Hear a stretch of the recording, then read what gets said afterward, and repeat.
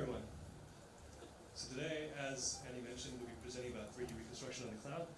My name is Stanford, again, part of the spatial computing team here at Amazon.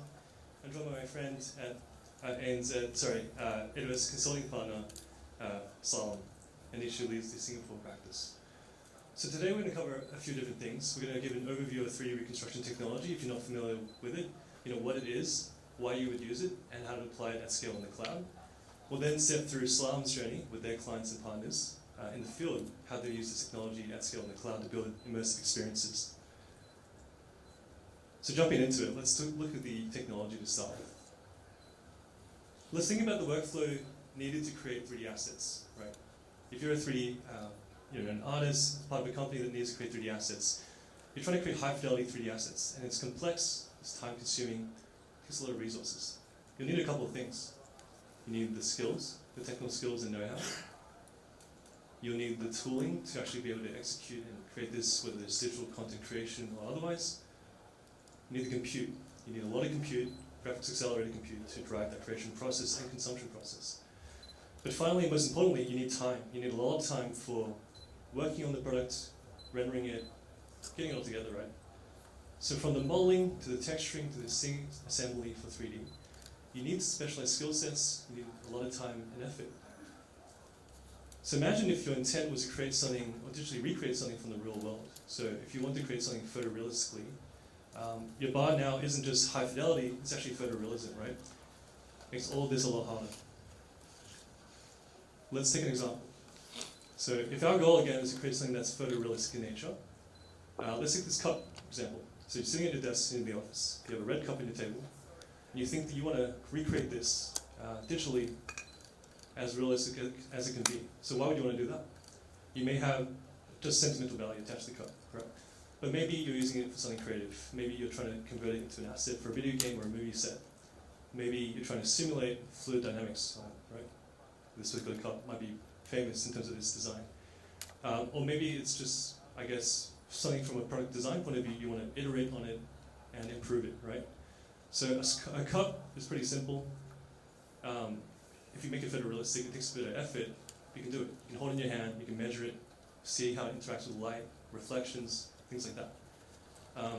And you can use that as a reference point to then recreate it as photorealistically as possible. So something as simple as this is pretty tough. But if we expand the scope a little bit, say you want to recreate your whole desk, right? You have your monitor, your notepad, organics like plants. These things are different surfaces, reflections, materials, right? Everything gets a lot more harder, a lot more complicated pretty quickly, right? We expand the scope again to cover an entire office space. Now this looks like a pretty clean office setup from a non-3D point of view. For 3D content creation, it's a massive challenge to create all these individual assets in space, right?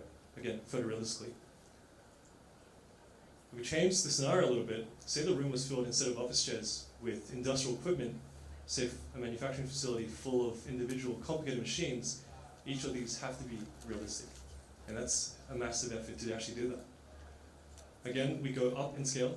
Imagine we were 3D sort of recreating a massive outdoor environment, say Mount Everest. That's a pretty tall order, right? So again, we think about the creation of 3D assets from the real world. If we map it against quality versus effort, and we see that photorealism is a pretty tall order, right? The bar is very, very high. If you put in effort, at the very beginning, you're getting pretty good returns of investment on effort into quality returns. At some point, especially if your task is photorealism, it's going to be smaller and smaller gains, right? They're going to be pretty minute. An extra hour of time, extra hour of compute, extra $1,000 might be only a small change in the actual quality of the output asset. And so we haven't even thought about or talked about things like optimizations. So if we think about the end use case, if it's for real-time applications, you're going to have to make sure the models, the 3D environments are optimized, the geometry is configured well, the topologies is sorted out. And there's a lot of things as well to consider there. So it's really hard to do things photorealistically if you do it manually. But what if there was another way to do things and capture the world directly in 3D as it is in reality, right? And digitize that. And that brings me to the two technologies today, broad technology fields where you can do that, so capture reality. So 3D scanning, and 3D reconstruction. So essentially the overall thought process behind this is digitizing the real world in 3D directly, and then converting that into a digital representation. So 3D scanning, when we talk about this, typically we think about using lasers, laser scans, right? And what that does is it explicitly captures 3D depth information, right? You're capturing an actual representational model in 3D as the input and the output. However, you may not always have the actual hardware to actually power the process. You don't necessarily always have LiDAR scanners. Or perhaps you're actually trying to create an object based on information you've captured in the past. So photographs, images, videos captured before, which don't have a 3D component. And 3D reconstruction allows you to actually implicitly estimate 3D depth. And so 3D reconstruction based on 2D inputs. And I want to sort of focus on this one today. So again, if our whole motivation is reconstructing 3D using multiple 2D inputs, essentially how it works is that you take multiple perspectives of a scene, right? You analyze the similarities and differences between these individual viewpoints, and that allows you to actually estimate scene depth and geometry, which lets you actually reconstruct the subject you're trying to capture. You see on this on the right-hand side with the bench. So you have a number of camera shots, like a video around this bench. You can extract the frames, see the differences or similarities between those two sets of frames, and then reconstruct the point cloud, make that into a mesh, and finally apply the textures again from those 2D inputs. So this whole process involves a lot of computer vision techniques like camera calibration, feature extraction, feature matching, because ultimately you're trying to figure out where the camera shots are placed in relation to each other, and then understand exactly what that means for 3D representation. So just like if you had modeled this manually in 3D, you had to create a 3D mesh.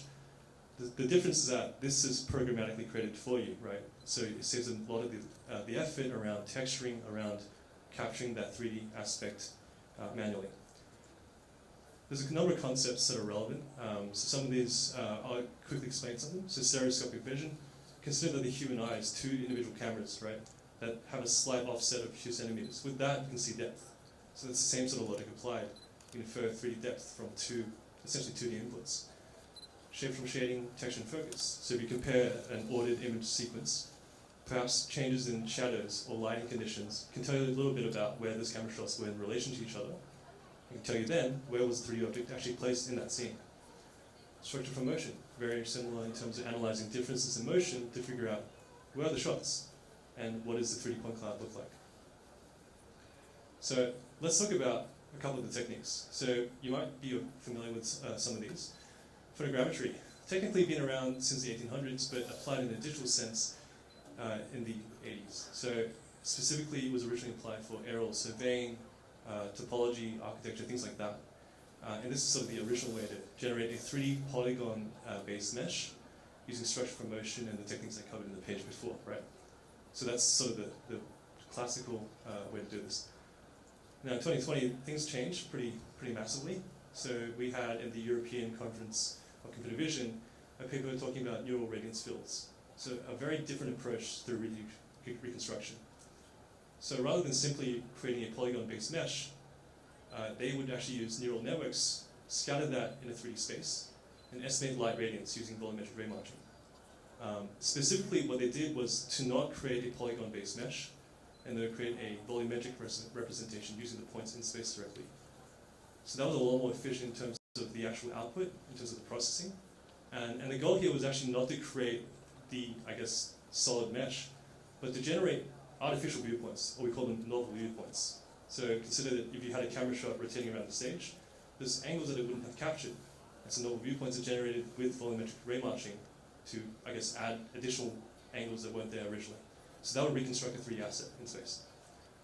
While it was really effective, it was really interesting, it was an expensive process to do neural networks, right? Flash forward to 2023, at SIGGRAPH USA Computer Graphics Convention, there was this technique around 3D Gaussian Splatting announced, which was along the same vein as neural radiance fields.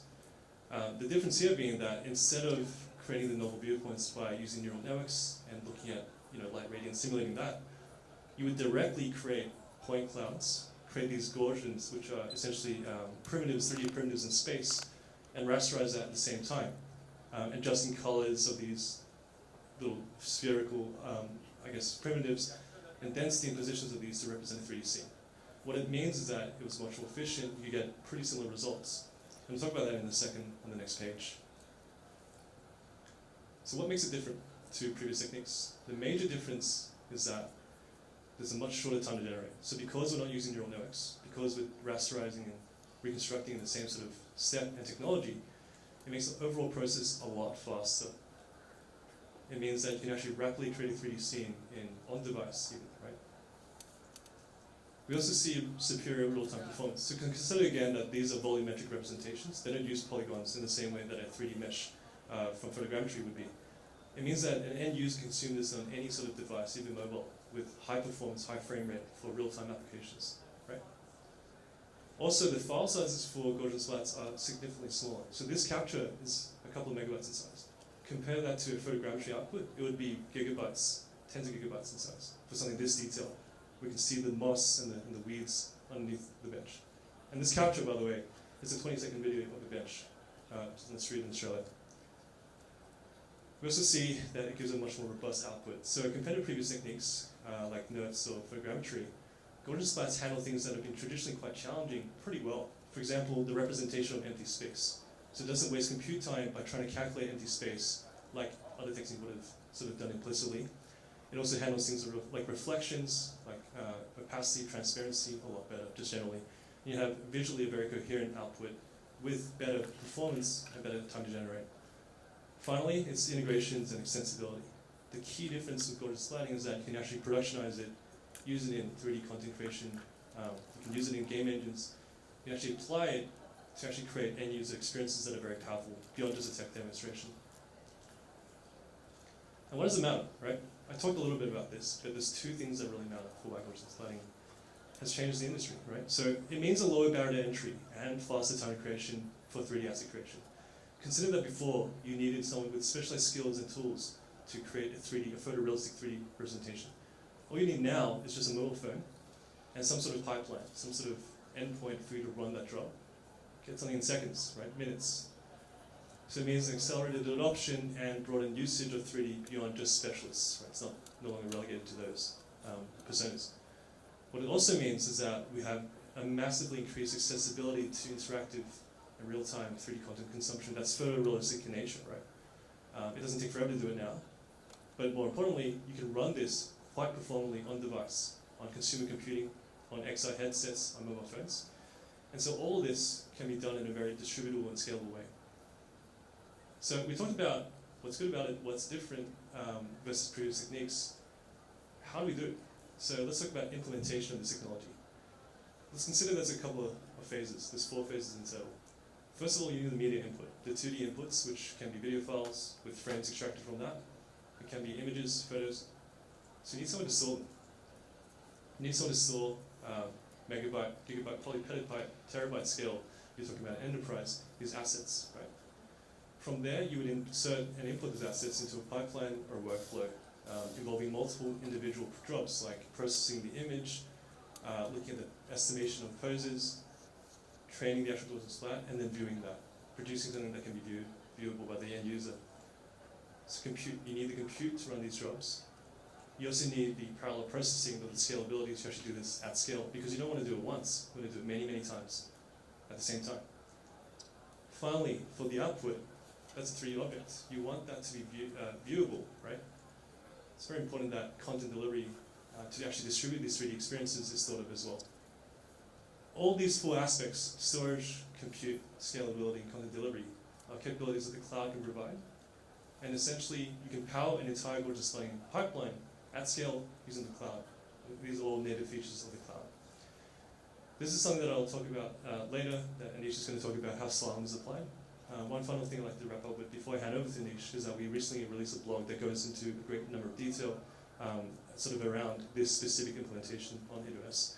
But without further ado, I'll hand over to Anish, who will talk about Slalom's journey on how they implemented this. Thank you, Stanford. And thanks all for and thanks to AWS for sharing the stage with us. So yeah, just to jump into what we wanted to cover.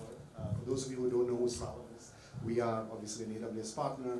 We are 12,000 strong in 43 markets globally and just expanding and growing in places like Singapore, Australia, New Zealand, Japan, here closer to home. So at Slalom Build, which is essentially the product engineering arm of Slalom, we build digital products and experiences using modern engineering practices and using best-in-class platforms like the ones that AWS has to offer.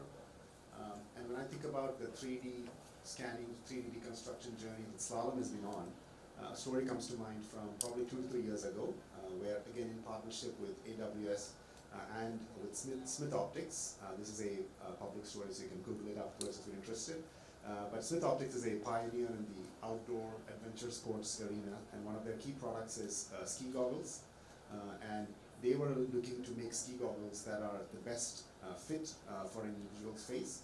And so Slalom, in partnership with AWS, built an experience where using your mobile device, you are able to capture sufficient detail of a facial scan, and then within 14 days have a mask delivered to you, which is custom printed with a flange that is within the mask, so that you have the best fitting possible ski goggles. So it was, I believe, a Time Magazine Invention of the Year for 2022. So again, a great highlight in our journey around 3D scanning and 3D reconstruction.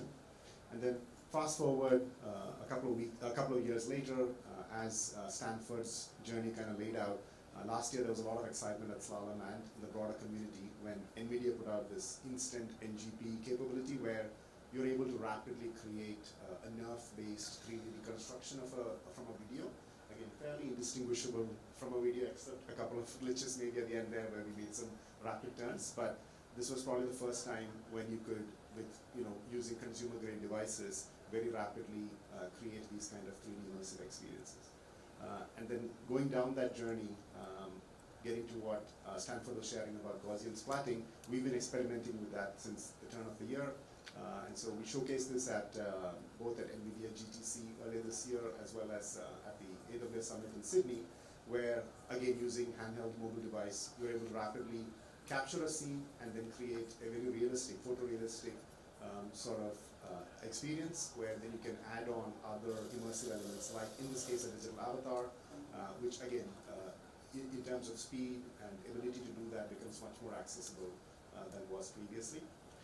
And then so what does this mean from an enterprise perspective as these progresses are being made and more is being made available for individuals and for organizations? One of the challenges that we lean on our partners at AWS to help resolve is how do we manage these assets that sometimes run into the thousands, maybe even millions, depending on the use case you're talking about. So that's where the AWS Visual Asset Management System, or VAMS, comes into play. And so essentially, it gives you an open source platform for you to upload assets, visualize them in 3D or in virtual reality, and then build your own custom pipelines and workflows on top of it, right? So very accessible and becomes something that we can easily plug into. And an example of where we've used VAMS, what you see here is essentially a 3D capture, or rather a drone capture of a real actual construction site, where we are then able to quickly create a Gaussian splat from that video input, and then building a custom viewer on top of VAMS, so that then we can visualize that 3D model in your own space, just as an example of how you might do this, right? And shifting gears a little bit, where are we seeing the use cases in terms of the enterprise applicability for these spatial use cases? So as you can imagine, it runs the gamut everywhere from design and engineering operations all the way through service and marketing. The two areas that I wanted to touch on today was around what we call immersive commerce, as well as immersive training. In immersive commerce, just to share a quick story about a recent POC we did with a global appliance manufacturer, where this appliance manufacturer wanted to test the feasibility of taking stock or inventory of what is in your refrigerator, being able to visualize in a 3D space, and then also keep tabs of what are you putting in, what are you taking out. And then as you can imagine, there's applications for that that can extend into the B2B and B2C kind of spaces as you think about future possibilities in product vision. So here again, we're able to rapidly, I think, in some matter of weeks, conduct the feasibility and prove out that very much possible with an array of cameras, with computer vision, with LLM models, vision models to identify the objects, as well as Gaussian splatting to rapidly visualize and recreate those scenes, right? So the possibilities for what that does for their future roadmap, it opens up avenues that were in the way we go through, right? So that's an example, and then the other area that I think we've seen a lot on the exhibition floor here as well is around immersive training. And the key difference probably here is I think the photorealism element that Stanford was touching on, where we've had immersive sort of training experiences for a while, but to really make it really feel like you're really in that space, as well as do it in a much more accelerated and cost-effective way.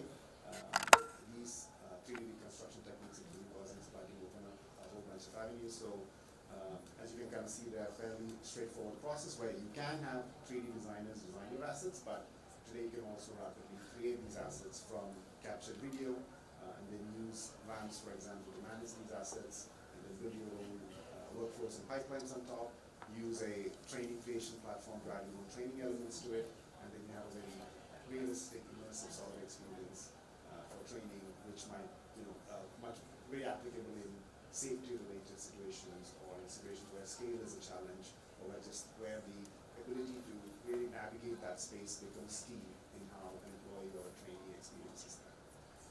Again, just to showcase this, just as a mock-up, if you will, what you have here is the corridor in one of our Slalom offices, and as the video plays out, you'll see that it's a mobile video capture, and very quickly we're able to create a Gaussian splat in a 3D render scene, which looks photorealistic pretty much very rapidly, and then you can add training elements onto it. Here we're just mocking up a fire safety scenario where you can see that having the ability to navigate that space and seeing where the safety equipment is, for example, much more efficient and effective in a immersive sort of experience than it might be otherwise. Right?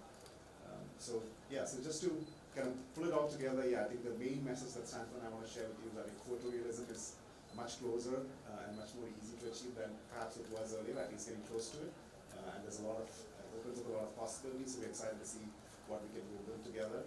And so on behalf of Stanford and myself and the broader AWS and Slalom team, including I want to call out Eugene and Dari for all the work on this as well. Thanks for your time, and we are around to take questions or chat offline afterwards as well. Thank you.